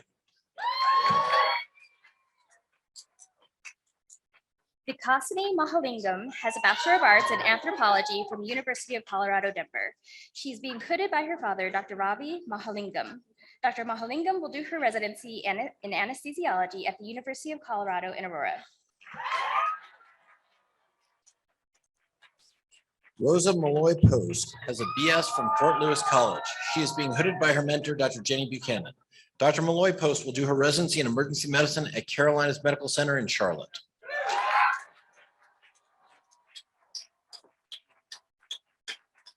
Samuel Maltby has a Bachelor's of Science in Music and a Bachelor of Science in Biology from the University of Colorado, Denver. His mentor, Dr. Gabby Frank, is unavailable to attend. He's being hooded by Dr. Janelle. Dr. Maltby will do his residency in internal medicine and pediatrics at Louisiana State University in New Orleans. Marcus Marable has a BS in biology and BA in economics from the University of Chicago. He is being hooded by his mentor, Dr. Yasmin Sakro. Dr. Marable will do his residency in internal medicine at the University of Chicago.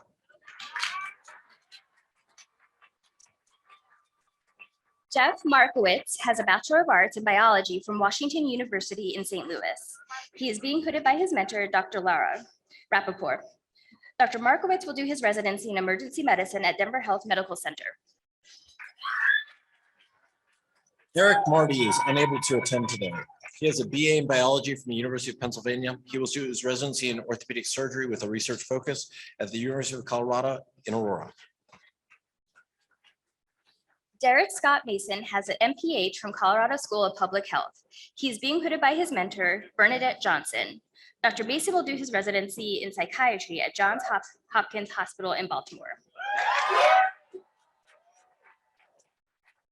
Nicholas Mason has a BS in chemistry from Creighton University. He is being hooded by the School of Medicine faculty designee. Dr. Mason will do his residency in general surgery at the Sunrise Health Graduate Medical Education Consortium in Las Vegas. Benjamin Massey has a Bachelor's of Science in Biology from the University of Denver. He is being hooded by his mentor, Dr. Deb Seymour. Dr. Massey will do his residency in internal medicine at University of Arizona in Tucson.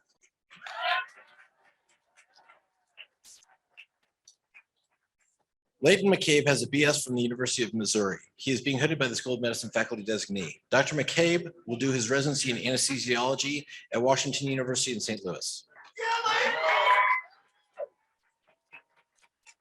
Maggie McGing has a Bachelor's of Arts in International Relations from the University of Colorado, Denver.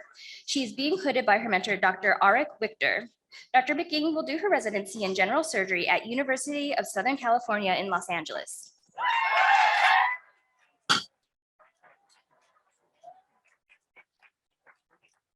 Iman Messina has a BS in biology from Colorado State University. He is being hooded by his mentor, Dr. Gannon Sungar. Dr. Messina will do his residency in emergency medicine at Alameda Health Highland Hospital in Oakland.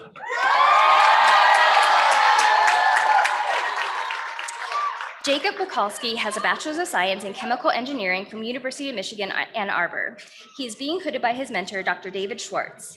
Dr. Mikulski will do his residency in internal medicine at Stanford Healthcare in Stanford. Jessica Munishi has a BS in biology from the University of California, Riverside. She is being hooded by the School of Medicine faculty designee. Dr. Munishi will do her residency in internal medicine at Olive View UCLA Medical Center in Los Angeles. Allison Nicole Moore has an MPH from the Colorado School of Public Health and a Bachelor of Arts in Physiology from University of Colorado Boulder. She is being hooded by her mentor, Dr. Catherine Velopoulos. Dr. Moore will do her residency in general surgery at University of Cincinnati in Cincinnati.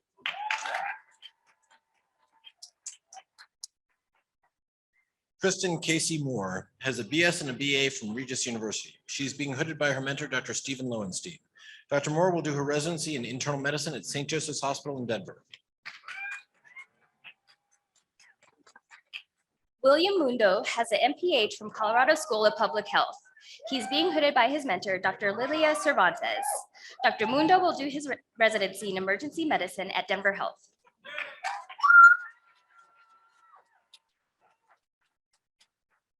Rachel Danielle Murphy has a BS from the University of Denver. She's being hooded by her mentor, Dr. Allison Schmerling.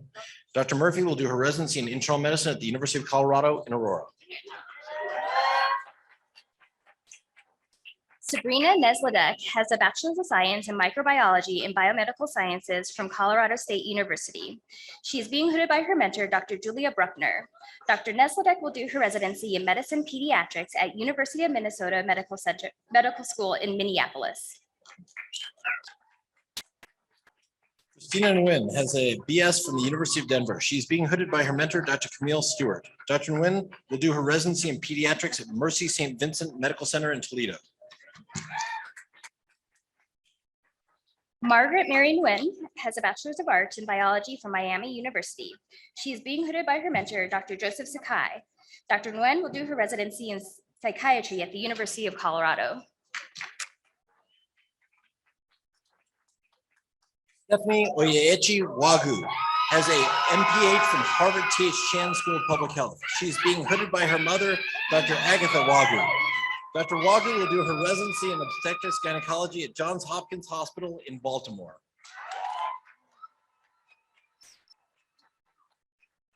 Julia Nairo has a Bachelor's of Science in Mechanical Engineering from Kansas State University. She is being hooded by her mentor, Dr. Brian Dwinell. Dr. Nairo will do her residency in diagnostic radiology at the University of Colorado. Eniola Antonia Ugundape has a BS in Cell and Developmental Biology from California State University, Fullerton. He is being hooded by his mentor, Dr. Vemola Konda. Dr. Ogundepe will do his residency in surgery at UCLA in Los Angeles.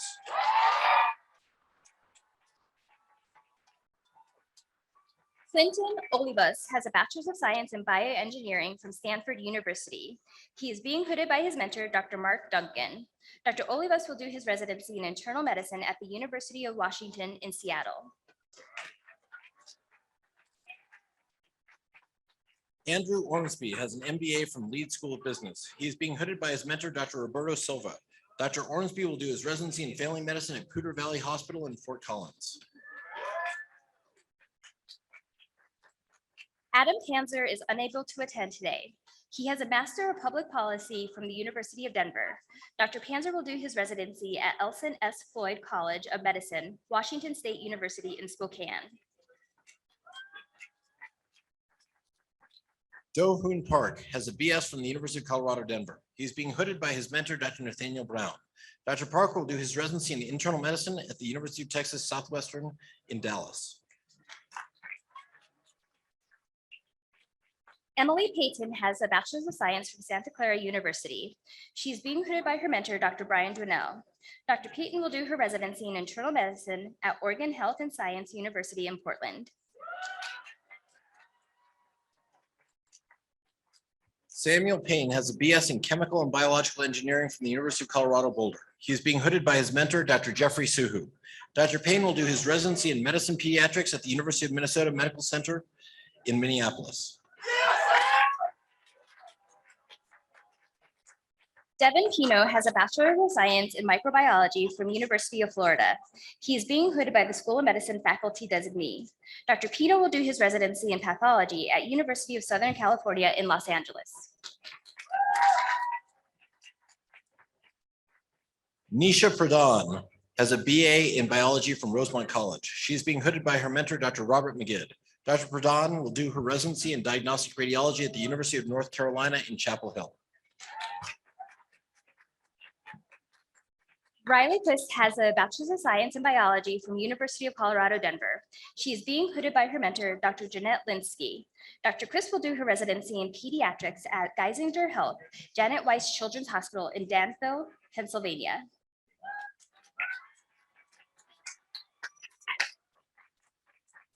Dylan Robert Rakowski has a BS from the University of Colorado, Denver. He is being hooded by his mentor, Dr. Frank Scott. Dr. Rakowski will do his residency in orthopedic surgery at the University of Colorado in Aurora. Amy Rao has a Bachelor's of Science from the University of Georgia. She is being hooded by her mentor, Dr. Carlos Francos Paredes. Dr. Rao will do her residency in urology at Ochsner Health in New Orleans. Caitlin Roth has a BS from the University of Michigan. She is being hooded by her mentor, Dr. Brian Dwinell. Dr. Roth will do her residency in emergency medicine at Denver Health in Denver.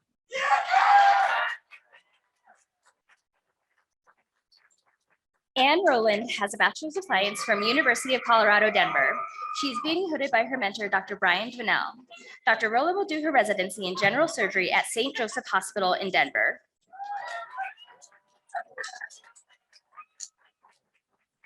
Aaron Sadowski has an MS from the University of Colorado. He is being hooded by his mentor, Dr. Granville Lloyd.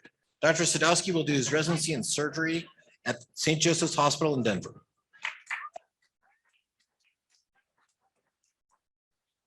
Vanessa Naomi Sachs Boulder has a Bachelor of Arts in Economics from University of Rochester.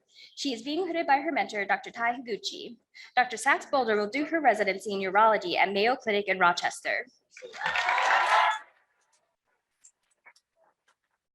Dylan Shu has a BS from the University of Notre Dame. He's being hooded by his mentor, Dr. Jill Van Wyck. Dr. Shu will do his residency in anesthesiology at the University of Florida Health Shands Hospital in Gainesville.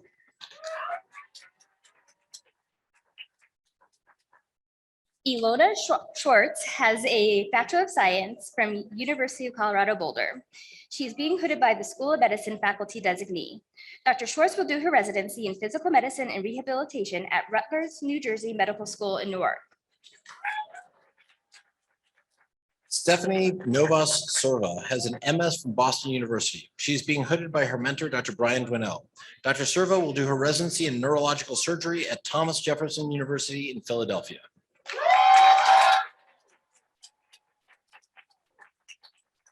Emmanuel Siyum has a Bachelor's of Science in Biology from University of Colorado, Denver.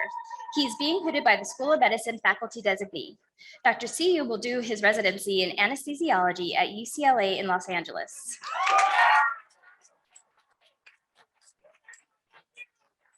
Alyssa Jo Shepard has a BS in Biological Sciences and Chemistry from the University of Northern Colorado.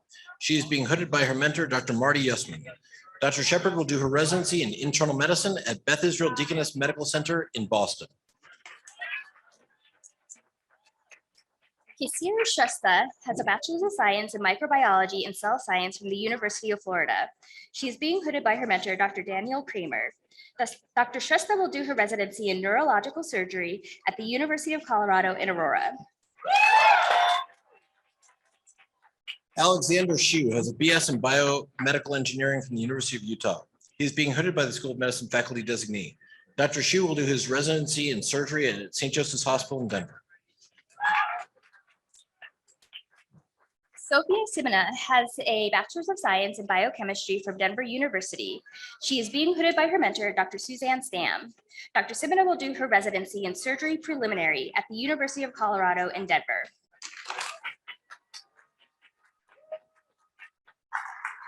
Chris Dexter Hensoli Simon has a BS in Biology from the University of Colorado, Denver. He is being hooded by his mentor, Dr. Cody Geider.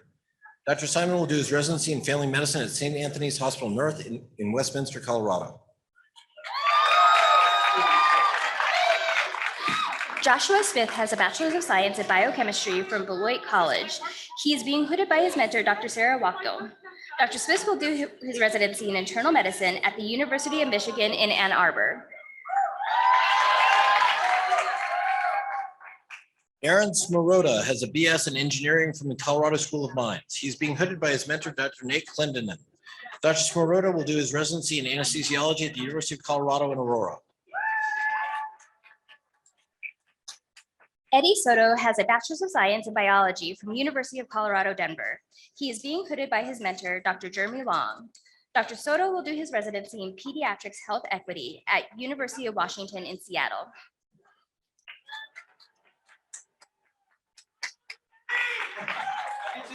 Taylor South has a BA in biology from Carroll College. He is being hooded by his mentor, Dr. Robert McCurry. Dr. South will do his residency in internal medicine at Mountain Area Health Education Center in Asheville. Margaret Stalker has a Bachelor of Arts in Hispanic Studies from Davidson College. She is being hooded by her mentor, Dr. Tomer Mark. Dr. Stalker will do her residency in internal medicine at the Hospital of the University of Pennsylvania in Philadelphia. Dorothy Stearns has a Master's of Public Health from Emory University. She's being hooded by her mentor, Dr. Shanta Zimmer. Dr. Stearns will do her residency in general surgery at the Ohio State University Medical Center in Columbus.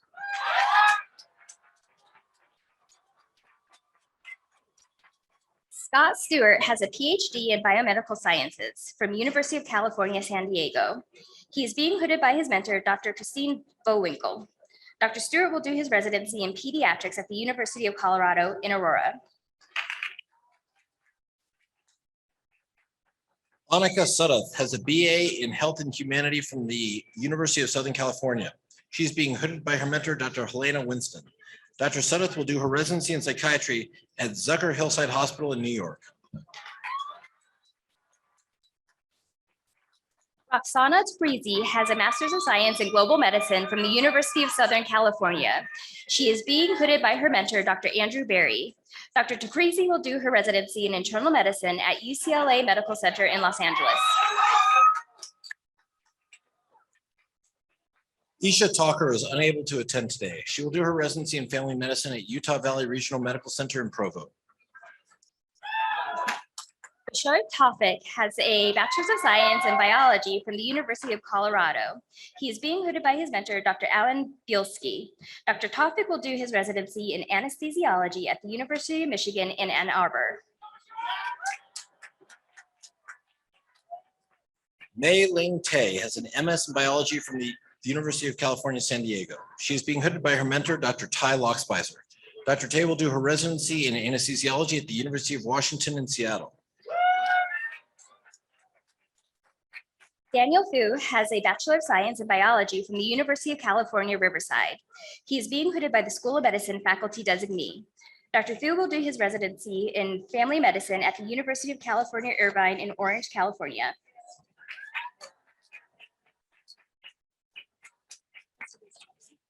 Brianna Joy Tolbert has a BS in Biomedical Sciences from the University of South Florida. She's being hooded by her mentor, Dr. Caitlin Adkins.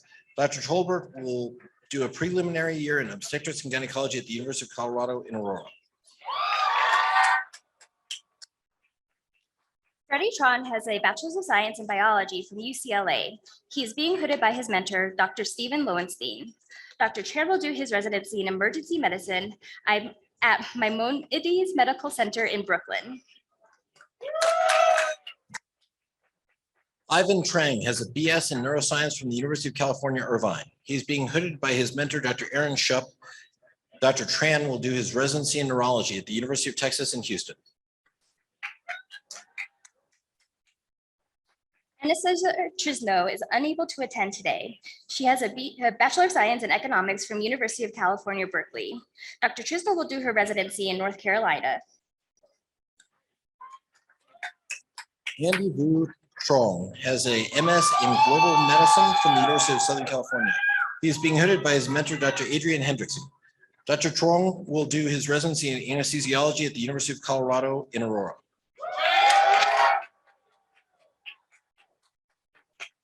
Ronald Strong has a Bachelor's of Science in Biochemistry from University of Nevada. He is being hooded by the School of Medicine faculty designee. Dr. Strong will do his residency in general surgery at Danbury Hospital in Danbury, Connecticut.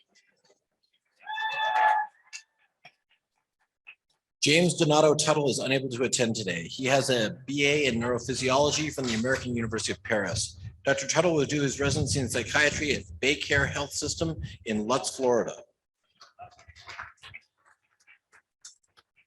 Elena Van Patten has a Bachelor's of Science from University of Washington. She is being hooded by her mentor, Dr. Malou. Dr. Van Patten will do her residency in diagnostic radiology at Harbor UCLA Medical Center in Torrance. Kylie Van Heusen has a BS from the University of Denver. Her mentor, Dr. Reem Hanna, is unable to attend today, so she's being hooded by the School of Medicine faculty designee. Dr. Van Heusen will do her residency in emergency medicine at the University of California, San Diego Medical Center. Michelle Vo has an MPH in epidemiology biostatistics from University of California, Berkeley. She is being hooded by the School of Medicine faculty designee. Dr. Vo will do her residency in anesthesiology at University of California, Davis Medical Center in Sacramento. Brian Vu is unable to attend today. He has a BS in psychobiology from the University of California, Los Angeles. Dr. Vu will do his residency in physical medicine and rehabilitation at Costa Colina Hospital in Pomona. Eric Wagner is unavailable to attend today. He has a Bachelor's of Science in Biomedical Science from University of Colorado, Colorado Springs. Eric will do his residency in psychiatry at Hospital of the University of Pennsylvania in Philadelphia. Ryan Ward has a BS in human biology from the University of California, San Diego. He is being hooded by the School of Medicine faculty designee. Dr. Ward will do his residency in emergency medicine at the University of Texas Southwestern in Dallas. Chase Weaver has a Bachelor's of Science from University of Northern Colorado.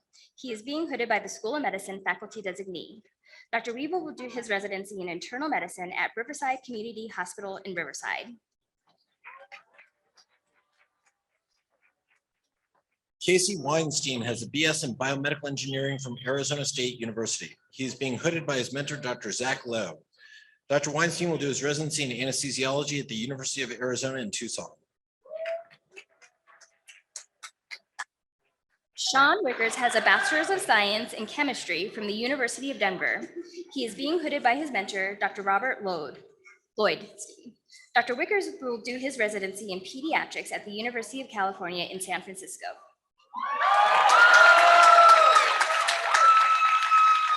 Kelly Wigglesworth has a BS in biology from Biola University.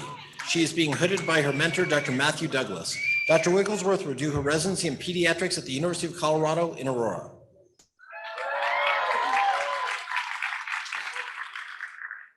Sophia Wolf has a Bachelor's of Science from the University of California, Los Angeles.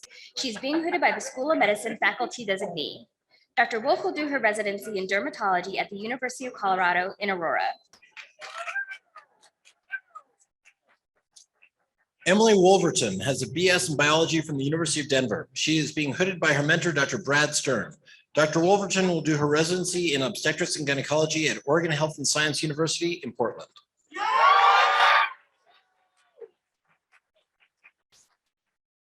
Jerry Yang is unable to attend.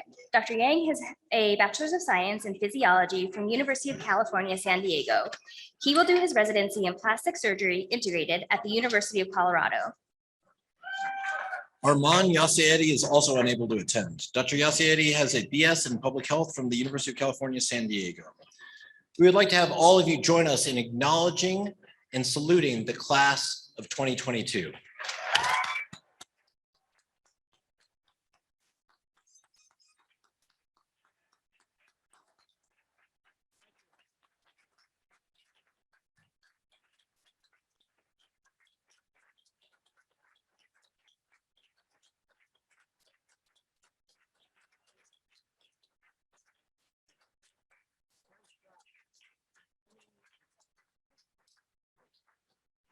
I would like to invite Dr. Shanta Zimmer, Senior Associate Dean of Education and Associate Dean for Diversity and Inclusion, to the platform.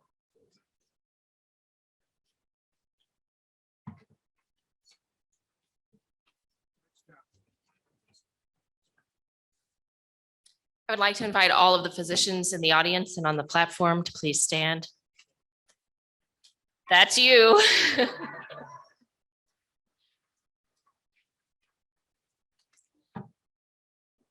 I would like for you to join me in reciting the Colorado Physician's Oath. You can find this on the last page of your program.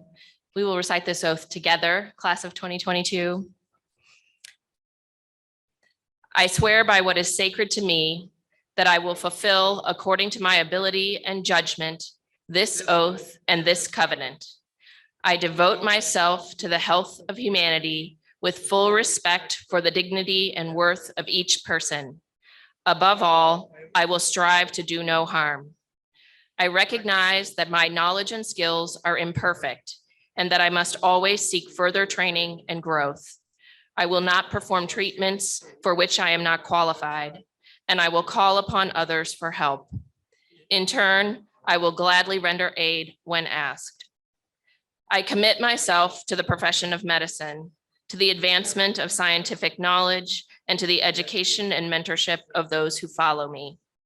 I will respect the rights of my patients and colleagues and shall safeguard those confidences placed in me. I will speak out when silence is wrong.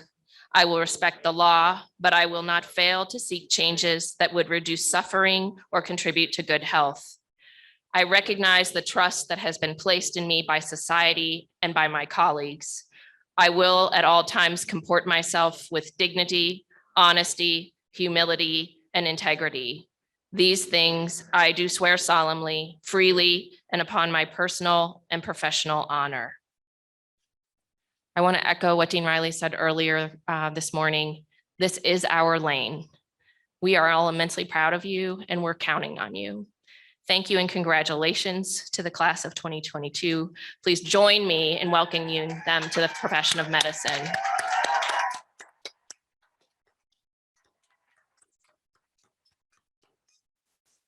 This concludes our 2022 graduation ceremonies. There will be a formal recessional led by our marshals.